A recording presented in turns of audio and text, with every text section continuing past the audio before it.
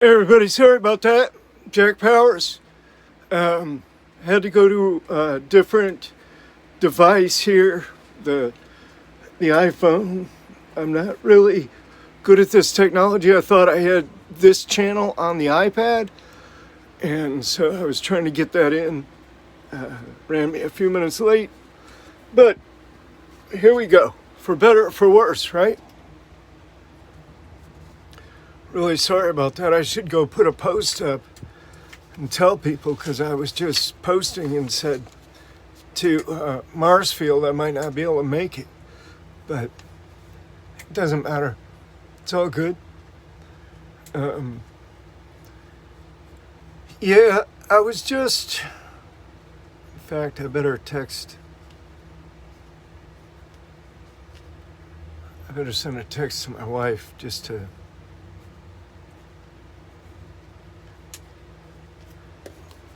get her to stop looking for an answer. I'll be right back.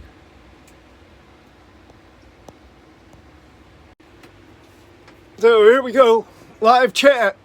Let's get this dog and pony show on the road, huh? Anyway, yeah, there's if you touch anything on it, I guess it has some kind of response. Who knows what all is going on. But I've just been working on a couple of pretty simple things. One of them is just this design for a little bit of landscaping. Not my own, of course, somebody else's. Just continuing to do what I normally do, which is, get up in the morning and usually have some kind of an itinerary to follow. And, things to do, a list of things to do for that day. So I just get about my business, keep going, one thing after the next, and deal with situations as they arise. Just keep on trucking. But we were talking about relaxation, and I was telling my wife that if I had one thing that I wish I knew as a young man, that, above and beyond all else, just if there was just one thing that I knew that was probably the most important thing for me to know, it would be the art of relaxation. Because it's just obvious that relaxation, particularly a progressive relaxation, what I mean by that is where you go from one mental state or frequency, if you will, to the next. So in the olden days, people that knew the art of relaxation, man, they could relax during anything. There was a lot of accounts of people actually being tortured, and they were so good at this art of relaxation that it never bothered them. They didn't cry out in pain or anything. In fact, some of them would laugh at their accusers and persecutors. So, that's something anyway. But I think relaxation is a great skill to have, just to be able to relax. Like a few minutes ago when I was jumping all around, because I couldn't find my phone, I couldn't get the right account on the iPad, and I was trying to be on time, because I don't like being late. But did I panic? I was like, nah, I'm just going to keep looking around for this phone, and either I find it or I don't. I just had it here a minute ago. Who we got on board today? Just talking a little bit about the art of relaxation and how it helps you in like all contexts, all situations, can definitely help a person just to, to be more effective, really, to be less affected and more effective. So yeah, it's great just to be able to relax. Hi, Ronnie. Yeah, my day's going good so far. Busy days, I roll out of bed, I get up, I've got a list of things to do typically each day, and so I just get about doing them. Last night, worked till I think it was like 1:30 or 2 p.m. I kept going over these same takes on this little promotional video I'm trying to do for another project, and just couldn't get it right. So finally just threw in the towel and said, okay, enough's enough. I'll try to tackle it another day, right? Yeah, everything's good. Everything's moving along as it should be, as well as it can be. And I don't have any complaints. It's hard for me to formulate complaints in the face of what I know. And part of what I know is the suffering that other people go through. There's people that are really, really bad off. I mean, bad off. So, it's all pretty much relative, but in the face of anything like that, I certainly can't complain. But I do want to introduce everyone to our newest little family member. This is Buddy. Can you say hi, Buddy? Hi, Buddy. My name is Buddy. See little Buddy right there? Buddy's cool. Buddy's the newest addition. He only weighs like maybe 3 pounds at the most. He's a tiny little thing. And yeah, he's cool though. And here is Emma. Come on, Em. Come on. You got to be on the show. Come on up. Come on, Em. Come on. There she is. Look at that. Yep. There's Princess Emma and little Buddy. And you can see they get along pretty good already. They're both small dogs. Of course, Emma's maybe about 7 pounds, 7.5 pounds. He can't be more than 3. But yeah, they're really cool. They're nice, right? They just add another dimension to my life. I mean, it's like, it's a whole different dynamic. I really love them a lot. And I've always loved animals. My whole life has been like, when I was a kid, I used to bring all these animals home, and different ones, different times. I'd bring stray dogs. I had a bunch of dogs. I bought a horse one time, a pony. I brought it home and tied it up in the backyard. My mother looked out the kitchen window. She was washing dishes at the sink, and she saw this horse out there just rolling on its back in the grass. So I brought goats, sheep, ducks, geese. I brought a raccoon home one time, put it in the basement. It was just a baby when it was being chased by some dogs, and it was just done, fatigued, completely exhausted, right in the middle of the road. So I picked it up, brought it home, and it got lively. And then my mother was down there doing the laundry one day, and this raccoon, she didn't know. And I guess it was down there by the washing machine somewhere, and just kind of hissed at her or whatever. And That was the end of the raccoon. We had to chase him out of there, and he went back into the woods. But yeah, I love animals. Love animals.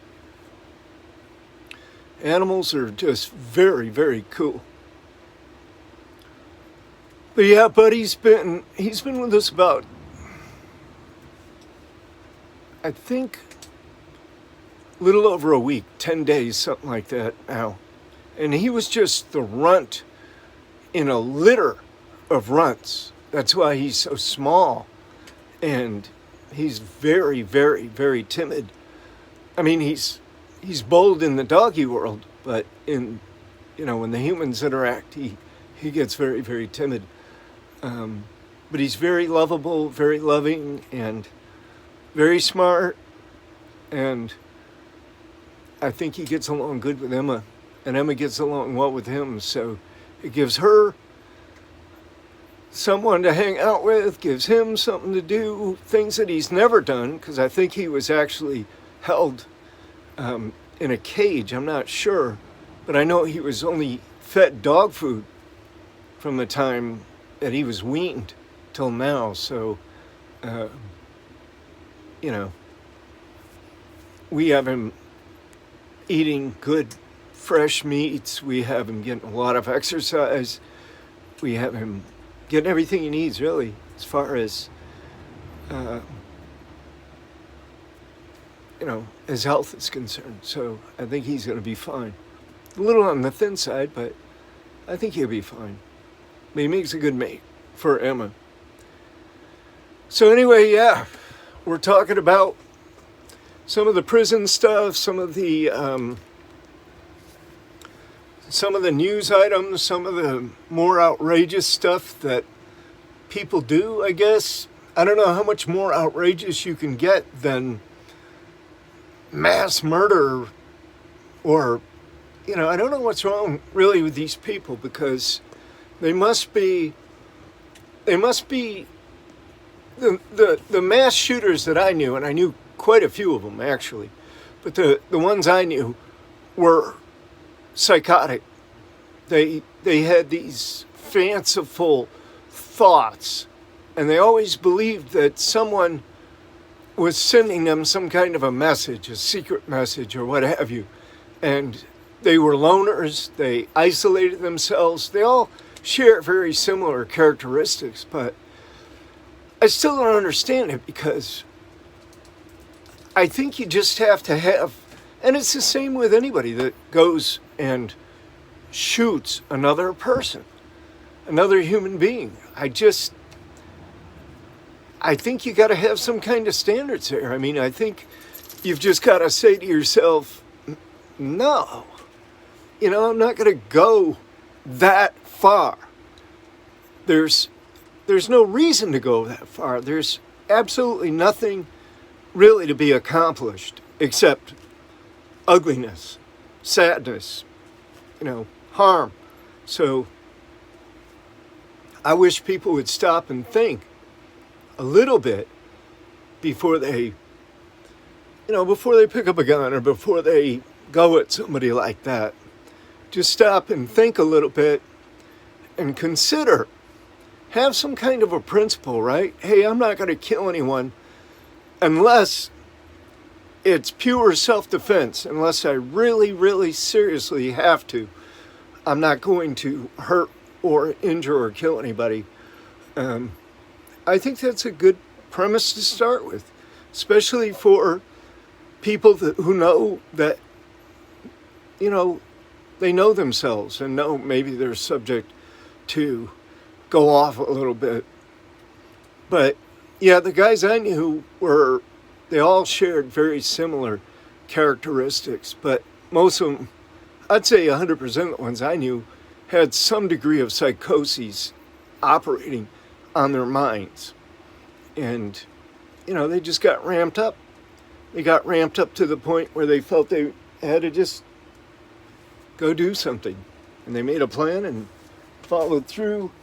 And I think Buddy's trying to find a place on the floor to go to the bathroom here. But in any event, if he does, I'll just have to clean it up. like the last 15 times. But anyway, yeah, everything's good. We're just rolling along here.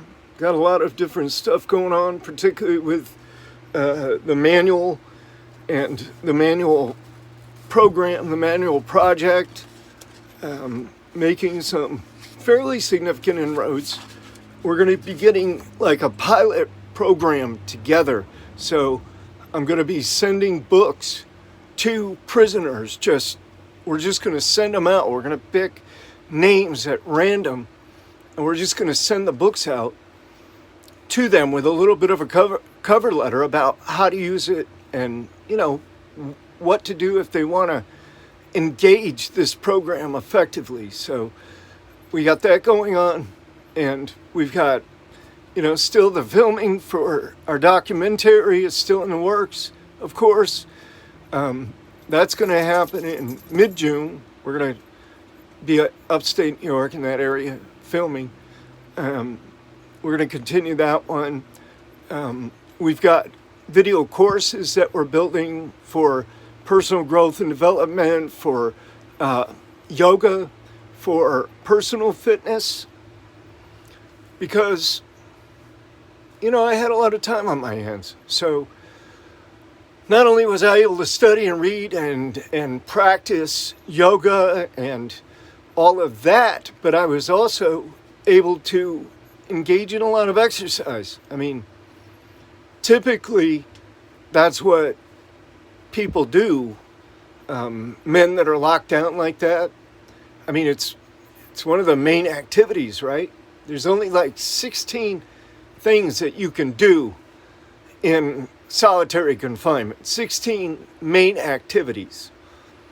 So I used to have a list of them, and I used to build a daily schedule around these, but some of those greater portions were physical exercise, calisthenics. I was able to take a couple of courses, personal trainers courses and stuff like that, so that all turned out well. And I was able to get, I was able to get some understanding about everything, but I worked out all my life, so it's not like it's a big stretch for me to get into the health and fitness arena. And really that's, personal growth and development. It's part of health and fitness overall, mental health and fitness, spiritual health and fitness, physical health and fitness. It's all good. But that's what we're into. Those are the kind of projects that we're developing. We have, let me put it this way, we have several, I would say at least half a dozen book manuscripts that we are in the process of actually publishing. And we have a lot of digital stuff going on. So yeah, there's a lot of projects that are in the works with, that we're just trying to do what we can do to make the world a better place and really to help prisoners. I feel like I didn't spend the vast majority of my life in a cage just to come out and forget all about it. I like to share how I was able to transform myself, how I was able to survive, how I was able to put together these very simple and easy practices to, to keep myself going, to give myself more substance as a human being, more decency as a human being, more substance as a man. So yeah, I'm trying to translate that or convert that to real life knowledge and understanding that can be conveyed through some kind of a platform. And there's a lot of platforms that are available. So I'm probably going to be doing that. I do have an idea in the works for a new TimeTracker channel program. And, that's more or less going to revolve around interviews, but I have to have certain conditions before I can actually conduct those interviews. In other words, right now, my movements are limited, and I need to be able to go different places to actually conduct these interviews. So that's something that hopefully will be resolved in the near future, and I think it will. So that one's not really on a hold, but it's being developed on one of the back channels, one of the back tracks. But of course, then I have to work here, to some degree. But if I'm not exercising or studying or just putting together videos or putting together some ideas, drawing stuff up on paper or dictating manuscripts, then I'm probably sleeping, because I think that's just about all I do these days. And I don't mind. Trust me, I don't mind. I did it for years, as much as I could while I was in the cage. I did basically the same thing, just didn't have all the tools, all the access that I have now. There's certainly a lot more access now than there ever was before. So it's all good. I might cut this chat a little bit short today, because I don't see that I'm getting a whole bunch of input, and usually that's what I go on, is the back and forth a little bit, answering questions or just kicking it around. And this was messed up because I was very late, like 10 minutes or 7 minutes late opening it up, and maybe those notifications didn't get out there either. But there's no sense me just sitting here rattling on and on and on when I could be, getting some other work done as well. So, but I definitely appreciate having this opportunity. This live chat is, I think it's a good format. I think it's pretty cool. I think it's nice. We've had some really nice sessions, and people have been able to share, and I've been able to share, and we've been able to hash it up a little bit on some of these topics and issues that are important to all of us. And we're going to continue. I'm going to continue to do the live. But for today, for now, I think I'm going to call it a day. Thank you for showing up. Thank you for being here. I'll be back next Tuesday at 7 p.m. Eastern. Maybe other people have their lives going right now too. Blood on the Razor Wire. Maybe these other shows, some of them have, the audience. But whatever it is, I'll be back. I'm not going anywhere far. So y'all take care. Ronnie, thank you. I'll see you guys. Talk to you next week.